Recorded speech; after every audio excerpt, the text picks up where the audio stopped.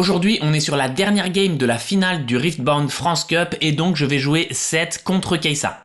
J'ai oublié de record les autres games malheureusement, donc on aura uniquement la dernière game et c'est parti. Alors on commence dans la main de départ avec, je vais mettre pause, un Carnivorous, un challenge, un sabotage et un showstopper. Il faut à tout prix que je mulligan 2 cartes pour avoir mes cartes fortes, soit mes petites unités, soit ma Fiora ou ma Qiyana contre Kai'Sa. Donc là c'est sûr que je vais mulligan le challenge parce qu'il va pas me servir tout de suite, et ensuite je vais avoir le choix entre Carnivorous ou sabotage parce que showstopper est beaucoup trop important. J'ai vraiment pas envie de jouer sabotage en early game pour recycler une rune trop rapidement, donc je vais préférer garder Carnivorous, surtout que si je draw derrière un deuxième sabotage, je vais pas être très content, mais sabotage pourrait se garder car c'est quand même une très bonne carte. Alors derrière on pioche une unité à 2, voilà c'est ce qu'on voulait, au minimum une unité à 2 pour pouvoir jouer, et Kai'Sa qui commence, le match-up est assez difficile, mais là je vois qu'il n'a pas d'unité à 2 en face, donc ça va être certainement beaucoup plus facile, assez compliqué pour lui. Moi je vais jouer mon unité qui a Légion, donc qui sera pas buffée, mais au moins je suis déjà assez content d'avoir une unité,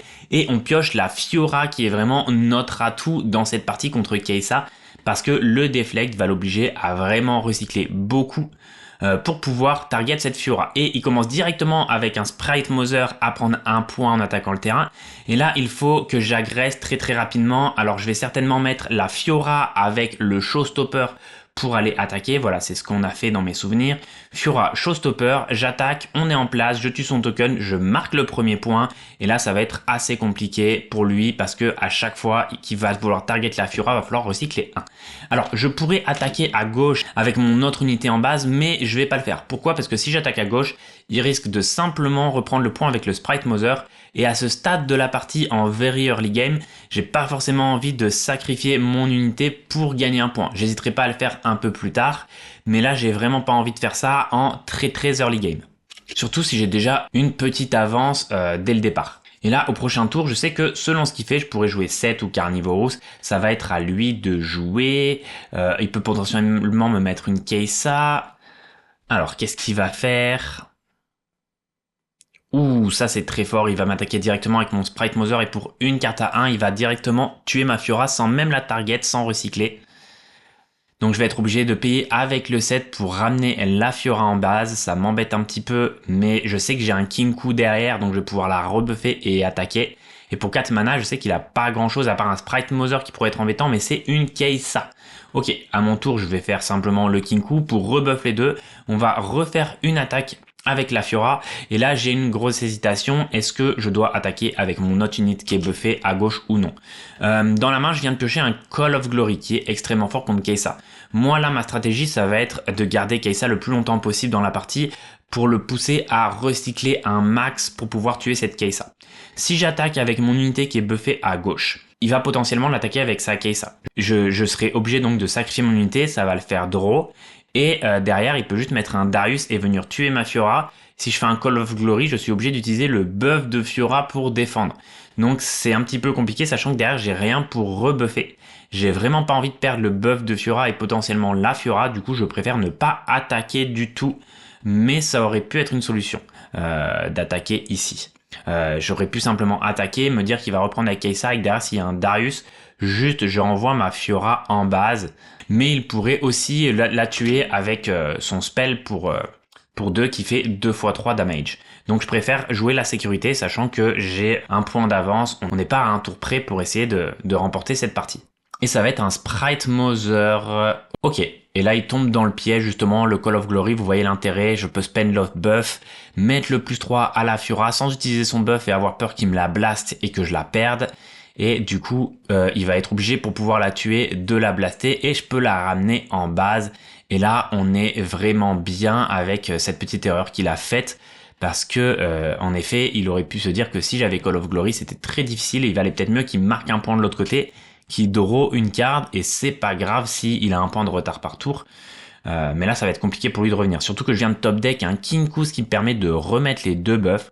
Alors en effet, on peut se dire que c'est un top deck. Je vais mettre pause. On peut se dire que c'est un top deck Kinkou qui va vraiment m'avantager, mais en vérité, si j'avais pas le Kinkou, à la place, j'aurais posé le 7 pour attaquer à 8 au prochain tour, peu importe ce qu'il met. Donc c'est vrai que ce Kinkou est une très bonne pioche, mais j'aurais aussi pu piocher d'autres cartes qui auraient été assez utiles. Là, le gros de l'écart est quand même déjà bien avancé.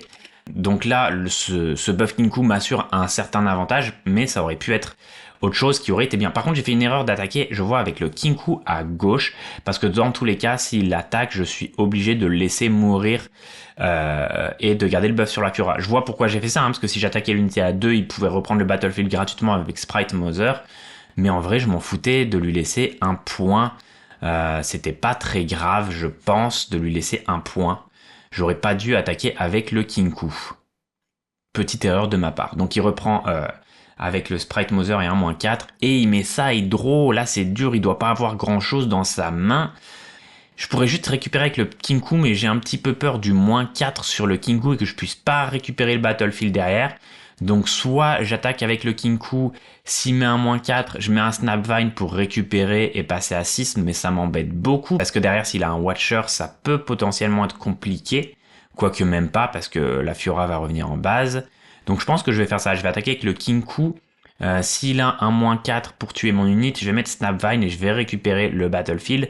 Et s'il a rien, je vais mettre un 7 en jeu. Et derrière, je vois pas vraiment de possibilité de s'en sortir pour lui. On se prend un shakedown. Alors là, c'est qu'il a vraiment une très mauvaise main pour faire un shakedown maintenant. Forcément que je le laisse piocher 2 cartes. Et du coup, il ne me paraît plus avoir aucune solution là pour lui pour remonter. Quoi qu'il joue, il pourra rien faire derrière. Là, il va pouvoir potentiellement récupérer les 2 Battlefield à son tour, mais quoi qu'il joue, normalement, il ne pourra pas m'empêcher d'aller à 8 et la game aura été très facile. Alors pour que ça se passe comme ça, c'est aussi que Kai'Sa a eu une très mauvaise main. Alors quand Kai'Sa commence, le match-up est assez difficile. Maintenant, si il a pas de T1 et que derrière il a pas forcément les bonnes cartes en main, ça reste du coup assez facile, surtout si on arrive à toper une Fiora qu'on buff ou une Qiyana qu'on buff. Ça devient très compliqué pour lui avec le deflect de la gérer. Là on a eu 3 cartes quand même pour la buffer et la rebuffer. Et il n'a pas vraiment de solution pour s'en sortir grâce à ça. Même s'il aurait une bonne main, ça se serait joué, mais ça aurait été quand même compliqué pour lui. Maintenant, c'est vrai que si forcément il met un T2 et que derrière il a une bonne main, ça reste un match-up très compliqué pour Seth quand Kai'Sa commence et qu'elle sort bien. Bon, alors maintenant c'est fini pour lui, il peut plus rien faire. Je voulais vous montrer ce match parce que Kai'Sa aujourd'hui c'est un gros problème dans les tournois, il y a énormément de Kai'Sa et Seth est assez polyvalent et c'est une bonne solution contre Kai'Sa. Le match-up est légèrement positif pour Seth, il n'est pas complètement déséquilibré, hein. Il est légèrement positif, c'est-à-dire qu'une Kai'Sa qui joue bien et qui a une sortie pas trop mal, elle peut largement récupérer la game à 7. Mais au moins Seth peut lutter. Mais Seth est une des meilleures armes qu'on a contre Kai'Sa et je vais vous montrer tout de suite le deck de Seth. Alors, le deck de Seth au niveau des Battlefield, on a le Battlefield qui, lorsqu'on conquiert, permet de spend un buff pour draw 1. Ça va être le Battlefield le plus important. Il faut vraiment le jouer, il n'y a pas trop le choix. Moi, j'aime bien le Battlefield de ganking. Il faudra le jouer uniquement quand on commence, mais si on prend le premier Battlefield, avec le ganking, ça permet de marquer des points assez rapidement. Donc j'aime beaucoup ce Battlefield uniquement lorsque je commence la partie. En fait, ce qu'on va faire, c'est que première game, on va poser le Battlefield qui buff. Si je gagne, je vais poser ce Battlefield là quand l'adversaire commence, ce qui fait que les unités peuvent plus bouger. C'est pas un bon Battlefield pour moi, c'est pas un mauvais Battlefield pour moi. Il y a des chances que ce soit un Battlefield plus mauvais pour l'adversaire que pour moi, mais ça change pas grand chose. Mais je trouve pas qu'il y ait des Battlefields très très forts dans ce set, car souvent ça va aussi avantager l'adversaire. Et il y a le ganking bien sûr qui peut être très fort et ça je vais poser uniquement quand je perds et que je suis sûr de commencer la partie derrière. Au niveau du deck, on a 3 sets. 7 c'est vraiment une arme très très forte. Hein. Là vous avez vu le match-up contre Kai'Sa qui s'est passé avec une Fiora, mais on peut faire exactement la même avec un 7, c'est-à-dire qu'une fois qu'on a posé 7 en jeu, tous les tours on le buff à 8 pour attaquer, donc Kai'Sa peut pas forcément défendre sur le 8 de might. Lorsqu'il conquiert, il prend un buff, et si derrière Kai'Sa le tue, il repart en base et si on a quelque chose pour le buffer derrière, il recommence à 8 indéfiniment comme ça. Et si il est pas tué, il reste sur le battlefield et il marque un point tous les tours. Donc 7 c'est vraiment pour moi la carte la plus forte du deck, la carte maîtresse. Showstopper qui est une des cartes aussi les plus importantes, ça permet d'arriver directement avec une unité, de mettre un buff et d'attaquer, ça surprend, c'est très très fort. Le sabotage, c'est pas forcément une des cartes les plus fortes pour supprimer une bonne carte de l'adversaire, mais en fait simplement le fait de voir toute la main de l'adversaire va permettre de complètement adapter son jeu en fonction et du coup c'est vraiment assez fort juste pour ça, sabotage, parce que sinon le recyclage orange, on est un deck quand même qui a beaucoup de petits problèmes au niveau de la courbe de mana avec 7, donc on n'a pas forcément envie de faire ça en early game, le sabotage. Ensuite, moi j'ai 11 uniques avec 2 de power dans le deck. Donc il y a le Pit Rookie, il y a le Poro, il y a cette unité là et cette unité là. Alors là j'ai 3 fois ça, 3 fois ça, 3 fois ça, j'ai 2 fois le Poro. Peut-être qu'il faudrait que je mette 3 fois le Poro, parce qu'en fait en tour 1 ce qu'on a envie d'avoir c'est soit le Poro, soit l'unité qui arrive et qui lorsqu'on met une prochaine unité en jeu prend un buff. On n'a pas forcément envie d'avoir ça en tour 1, le Pit Rookie, parce que on veut le garder pour pouvoir justement buffer une autre unité.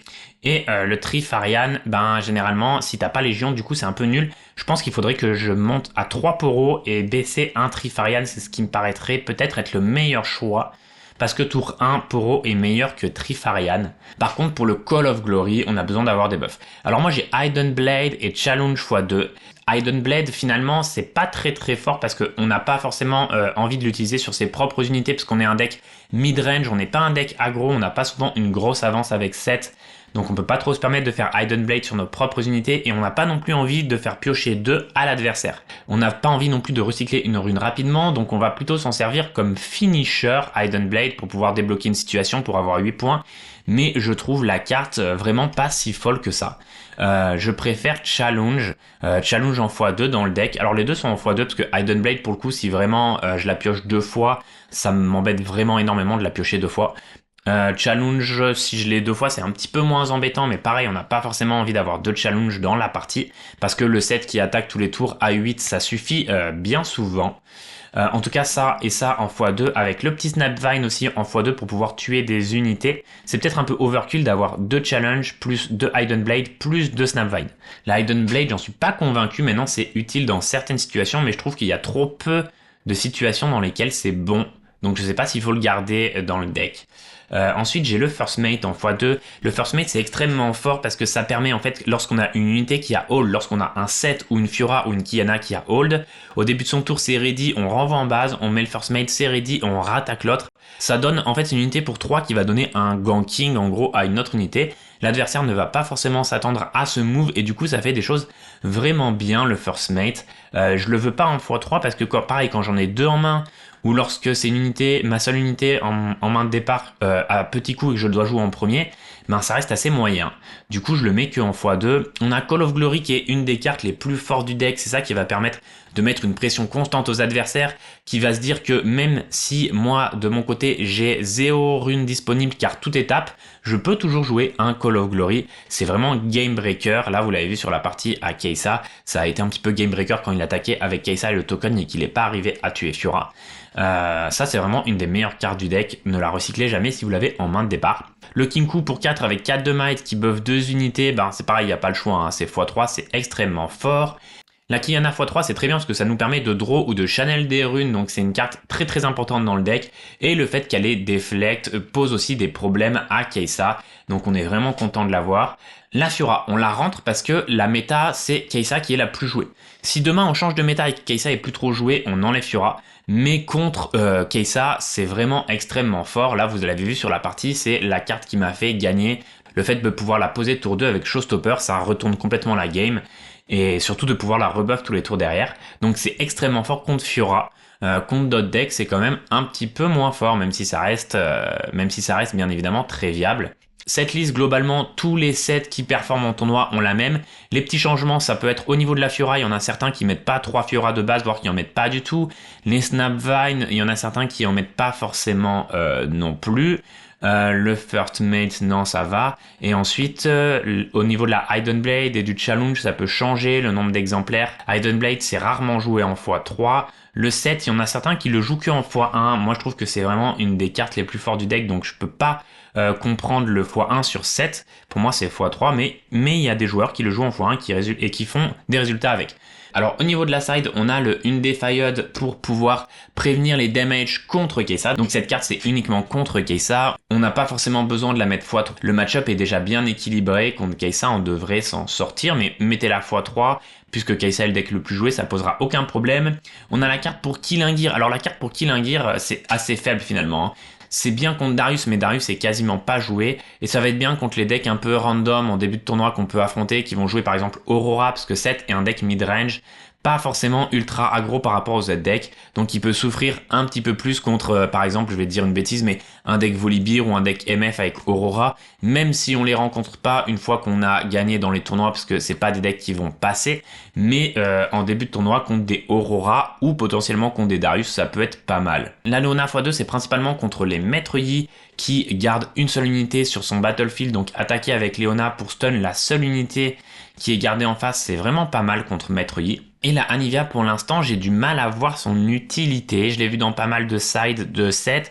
C'est très fort contre Victor. Je pense que ça peut être fort aussi contre Maître Yi.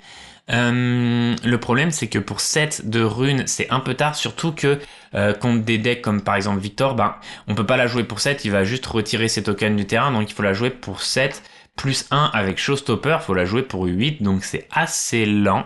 Ça peut être aussi fort contre Darius avec toutes ces petites unités d'ailleurs, Anivia. Pour l'instant, je l'ai mis en side, mais les fois où je l'ai rentré, ça n'a pas été très fort, ça a même été quasiment inutile. Donc à voir, peut-être dans le futur je vais changer d'avis, mais je l'ai mis en side, je vais continuer la test, mais ça me paraît assez moyen. Voilà, là il faut bien prendre en compte quand même que sur la game que vous avez vue, la Kai'Sa a perdu parce qu'elle avait vraiment une mauvaise sortie, ça se serait pas du tout passé pareil s'il avait eu une bonne sortie, mais c'est pour vous faire voir un petit peu une solution contre Kai'Sa qui pose des problèmes un petit peu à tout le monde dans la méta. Ce deck est vraiment très sympa contre Kai'Sa parce que je pense que c'est un des moins bons match-up pour Kai'Sa, dans les decks viables en tout cas, parce que Maître Yi, ça se joue aussi contre Kai'Sa, mais c'est un petit peu plus dur. Victor aussi, c'est assez dur. Darius, je connais pas trop le match-up, mais du coup, Kai'Sa a des match-up un petit peu positifs contre tout le monde et le set peut apporter une solution à ce problème.